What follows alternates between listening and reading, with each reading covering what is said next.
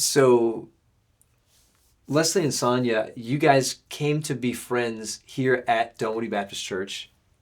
And in your life circumstances that brought you together, you hadn't met each other before. You literally met here at the church, and you had difficulties that brought you together, right? Right. Exactly. Going through hardship in your lives.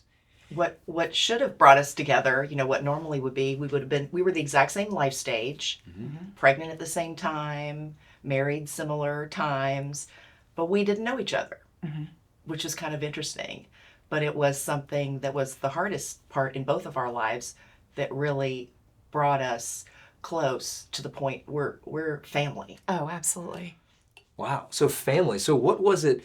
How did you become family? I mean, you were going to church at the same time. Your husband's had cancer at the same time. Right. And so your husband, Scott, reached out to Mike. He did. He wanted to be encouraging. Didn't know Mike. No. Had just heard he was going through something, and it was relatable to him because he too was going through cancer, and he just wanted to lift his brother up and say, I'm here, I'm praying for you, you're not alone. He invited him to something. Mike wasn't able to come. Right. But Scott spoke to Sonya, my husband spoke to Sonya. And so that kind of started the relationship. Sonya and I still didn't know each other. Right. And it really wasn't until I needed some help. I'm going to fast forward a little bit. My husband had passed, and my father got sick. In fact, he needed to get a heart cath. And both my parents were a lot older than my friend's parents. And here I am. I'm a young widow. I have an almost 3-year-old little girl. My dad's staying overnight. My poor mom just can't handle staying overnight. And she didn't want to leave my dad alone. So I knew I'm the daughter, I needed to do that. But what am I going to do with my daughter? And so I asked someone I didn't really know very well. I asked Sonya and Mike if my daughter Catherine could spend the night. And she was not 3, which is huge. And she did. She spent the night and kept her so I could be with my father and give love and support.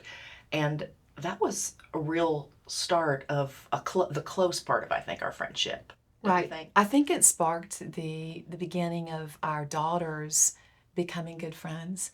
And, they knew each other in the 2-year-old class, but they continued to go through Sunday school together. And that was the beginning.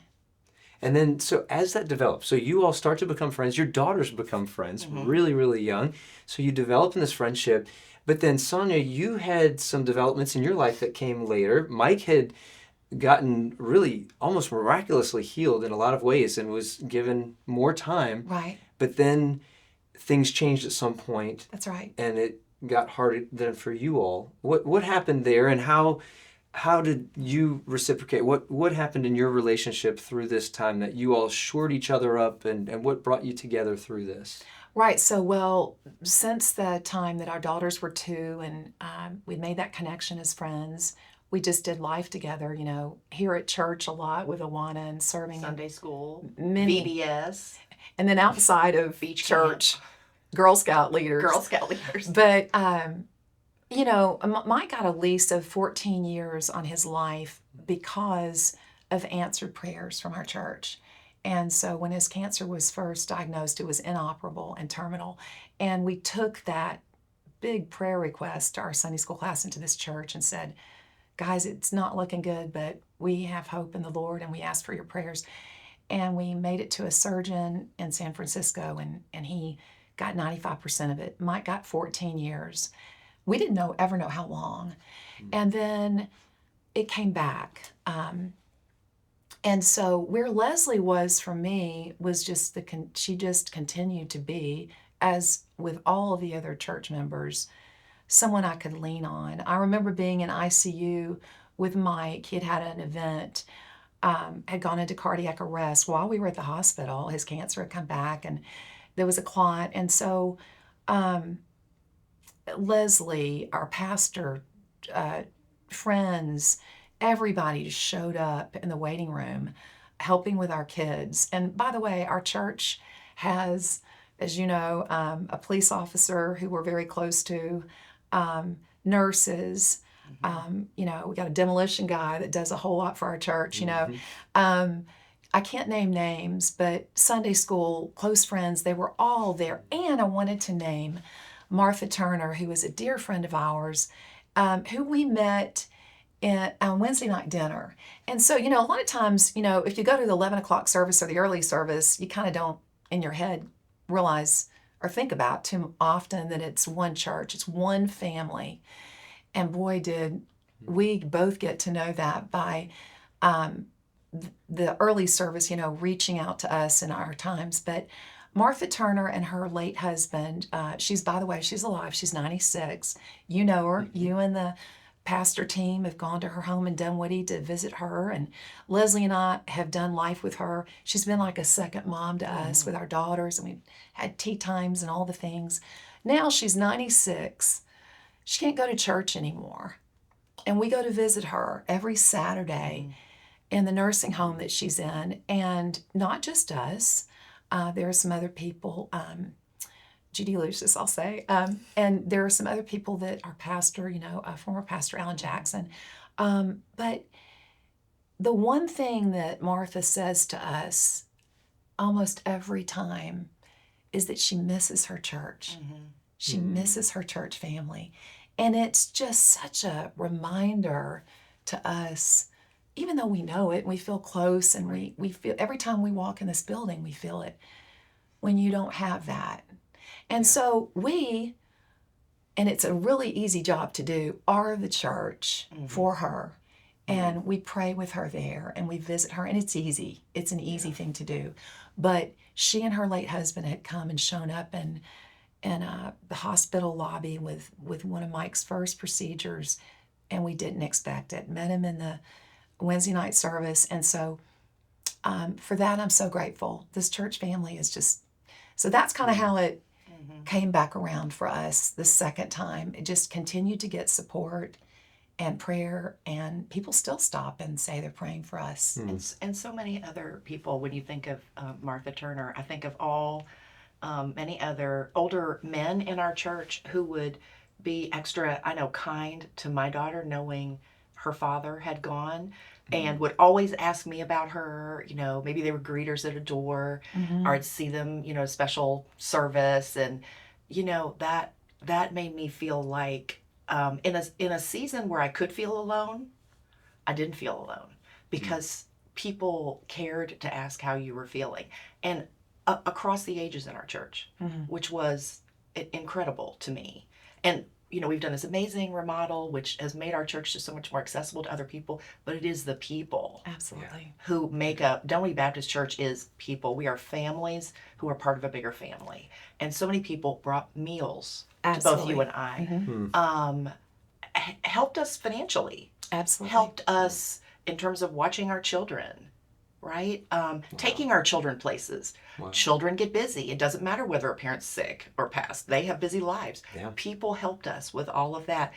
Came, out of the woodwork, even when we didn't ask. Right. I think that was the beautiful thing, too. That's what people really stepped in like family. Right. I think that when you're going through something big or small, people, they may not make meals, right? And they may not feel comfortable go into a hospital setting. But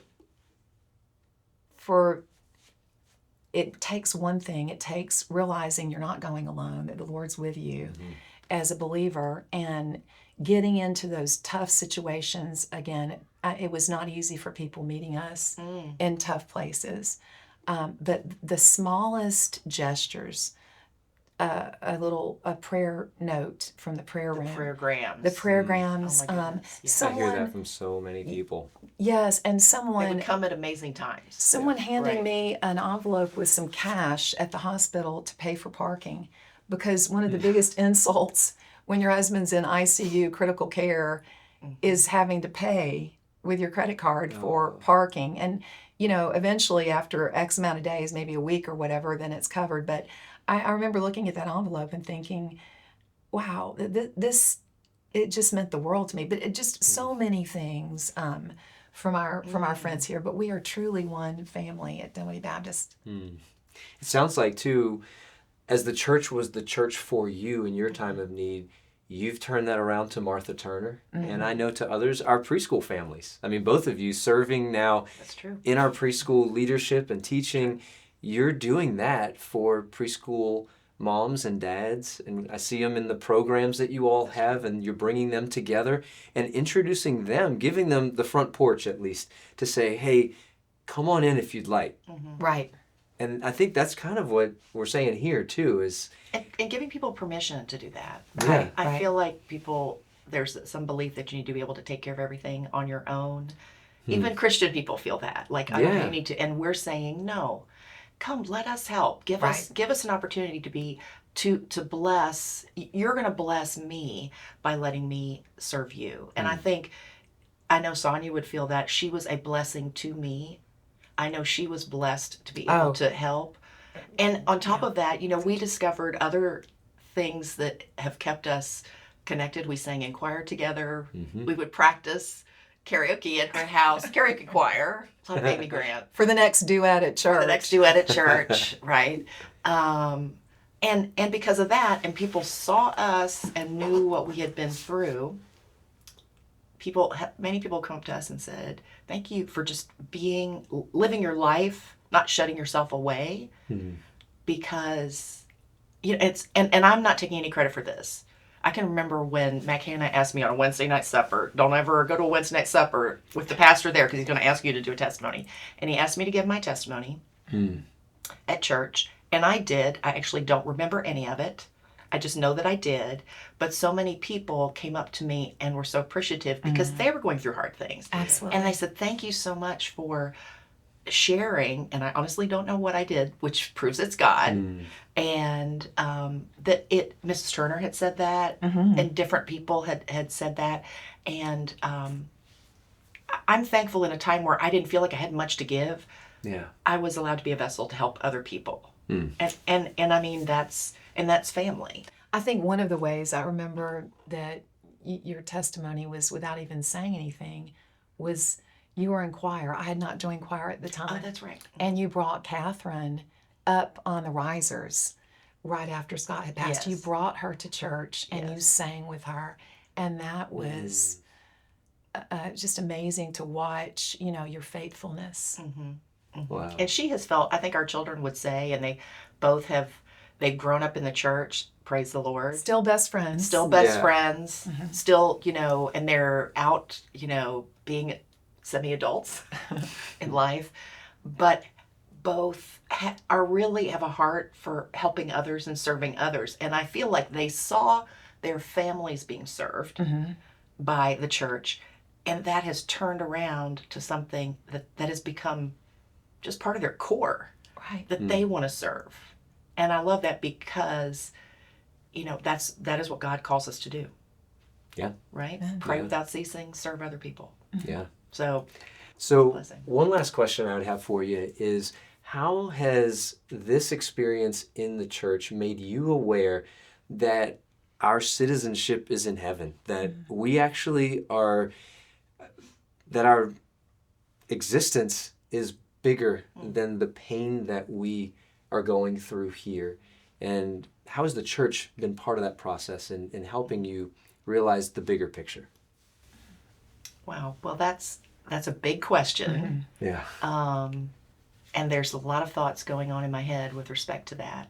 But how has the church shown us heaven? Heaven, yeah. Well, and I feel like heaven is a place where people, they do not put themselves first. And I feel like all this that has been done for us, without us asking, with just people just pouring love, shows me, it's a glimpse of what heaven will be like. Because that's Jesus was the ultimate selfless person. Even though he inhabited a person, he put his flesh to the side for all of us, right?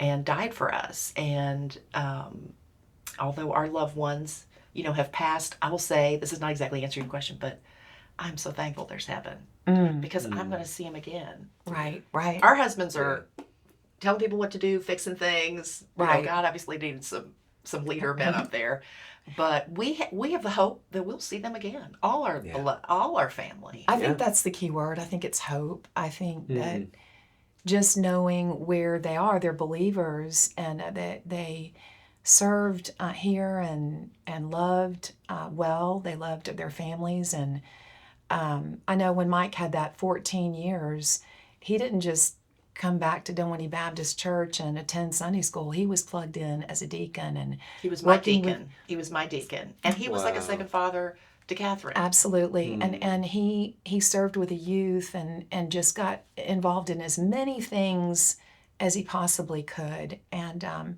but I think that's how we'll be in heaven. You know, we're not going to just go up there, and we're going to be busy. God's got work for us to do. And but while we're here, I think to look for opportunities and ways to serve.